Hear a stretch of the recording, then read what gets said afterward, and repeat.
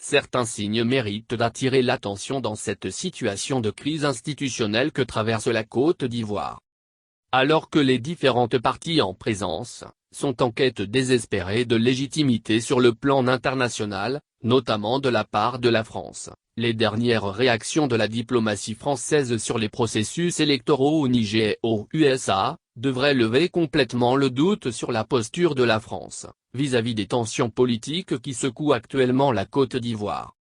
Le premier épisode de cette clarification de la position de Paris remonte certainement au jeudi 6 novembre, lorsqu'au terme d'une visite de travail de 24 heures à Niamey, dans la capitale du Niger, le ministre français des Affaires étrangères, Jean-Yves Le Drian, saluait ouvertement le modèle démocratique du Niger, qui selon lui, sera une référence démocratique en Afrique et où les élections doivent avoir lieu dans le respect de la Constitution après que le président sortant, Mahamadou Issoufou ait renoncé à briguer un troisième mandat en 2020.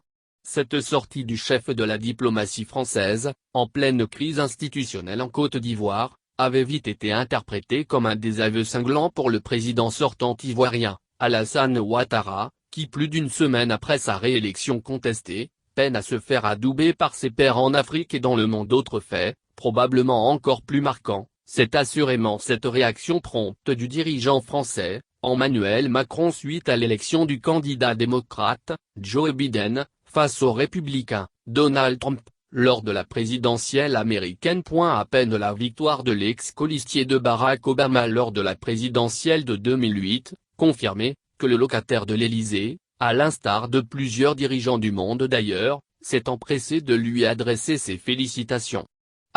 Les Américains ont désigné leur président. Félicitations à Joe Biden et Kamala Harris. Nous avons beaucoup à faire pour relever les défis d'aujourd'hui. Agissons ensemble. A posté le dirigeant français sur son compte Twitter. Une attitude, qui pour le moins, contraste totalement avec le silence intrigant qu'il observe depuis maintenant plus d'une semaine après la réélection controversée d'Alassane Ouattara.